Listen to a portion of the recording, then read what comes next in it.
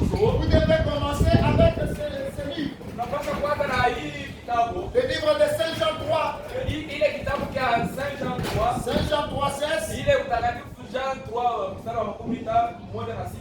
Et la Bible dit là, car Dieu a tant aimé le monde et qu'il leur a donné son Fils unique, afin quiconque croit en lui ne périsse point, mais qu'il ait la vie éternelle. Quiconque vient à Christ ne perdra jamais la bataille. Si vous voulez avoir la victoire, frère, accrochez-vous à la parole. Et lorsque vous venez dans la parole, prenez Dieu au mot. Amen. Sans raisonner. Et vous aurez la victoire. Ne laissez pas Satan vous jeter dans des raisonnements.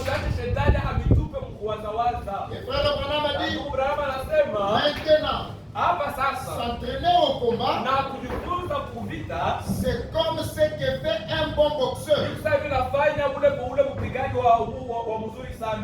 Il doit d'abord son ennemi qu'il va affronter là-bas dans un combat ou dans un match de boxe. D'habitude, il connaît, il étudie son adversaire. Il étudie ses frappes. C'est d'où il se découpe. Il se décoche ses coups.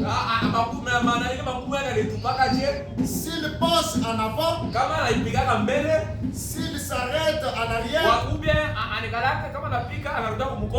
s'il se bat de la main droite, de la main gauche, il étudie tout ça. Si c'est un boxeur intelligent,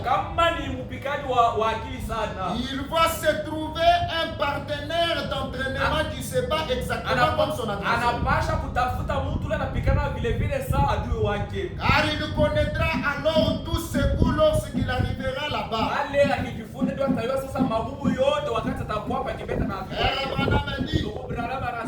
Je trouve que ça, c'est une très bonne chose à faire pour les chrétiens. C'est vrai. Et maintenant, si vous voulez commencer à vous entraîner, commencez par Jean 3:16. Le frère Branham appelle ceci la règle d'or. Saint Jean 3:16. Frère Branham dit c'est une règle d'or. Commencez tout de suite avec cela. Ce qui vous fera entrer sur le ring. Ensuite, entraînez-vous pour le coup. Entraînez-vous pour le coup qui mettent KO. Parce que vous devez les utiliser. C'est tout le monde le sait ça. Abraham a dit ça, tout le monde le sait. Vous devez vous entraîner à frapper votre ennemi. Et Dieu utilise toujours sa parole. Nous devons nous rappeler que Satan connaît la parole. Que Dieu utilise sa parole pour vaincre son ennemi. Si Dieu avait pu envisager ou donner à son peuple quelque chose de bien, avec quoi vaincre l'ennemi, il l'aurait fait. Donc, comme je l'ai toujours dit, quand Dieu prend une décision, c'est la meilleure qui soit. Il n'a jamais besoin de modifier ses décisions. Alors la première décision, c'est que Dieu a donné à son peuple dans le jardin d'Éden un moyen de combattre son ennemi. C'était sa parole. Il s'était fortifié par la parole. Alors l'ennemi va aussi étudier cela. Étudier notre stratégie par la parole. Et Satan donc a étudié tout cela si parfaitement. Lorsqu'il est venu à Ève, Satan a dit à Ève, qu'est-ce que Dieu vous a dit à propos de cet arbre? Et Ève a dit, Dieu a dit, nous mangerons tout le reste des arbres, mais pour celle-ci, nous ne pouvons pas toucher. Si nous touchons à ça, nous mourrions. Alors Satan dit à Ève, certainement, il sait que, Dieu sait que, si vous en mangez cet arbre, vos yeux s'ouvriront. Vous aurez alors la connaissance des biens et des mal. Vous serez comme lui. Vous serez comme de Dieu. Vous serez bien de manger. Quand vous en mangerez, alors vos yeux vont s'ouvrir. Et le prophète dit, voilà Satan, il amène toujours la race humaine dans les raisonnements. Lorsque vous raisonnez avec vous en Christ, si les croyants connaissaient sa position,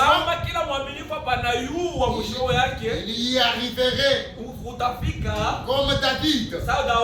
Oh roi, que personne ne se décourage. Ton serviteur que voici ira se battre. Le seul moyen pour régner, nous devons combattre. Alors comment combattre? C'est avec la parole de Dieu. Prenez Dieu au mot. Et lorsque Dieu vous a appelé à être un roi, ne pensez pas que vous n'aurez pas des obstacles. Vous aurez des obstacles. C'est comme les enfants d'Israël. Dieu leur avait promis la terre promise. Pour rentrer dans la terre promise, ils ont trouvé les obstacles. Au devant d'eux, il y avait le désert. Il y avait la mer rouge. Ils devaient passer par là. Il y a des étapes pour arriver dans la terre promise. Et frère Branham dit, ils sont passés par les 3 étapes. Et les chrétiens d'aujourd'hui devaient aussi passer par ces 3 étapes pour rentrer dans la terre promise. Pour recevoir le Saint-Esprit, il y a des processus. Et ce sont ces 3 étapes. Et frère Branham a dit, lorsque les enfants d'Israël sont arrivés là, ils ont commencé à murmurer contre Moïse dans le désert et contre Dieu. Ils ont dit, pourquoi tu nous as amenés jusqu'ici? Frère Branham a dit, Moïse a élevé ses mains et a invoqué Dieu. Dieu lui a dit, jette ton bâton. Et voilà que la mer rouge a cédé le passage. Pourquoi? Moïse était sur son point de dépôt.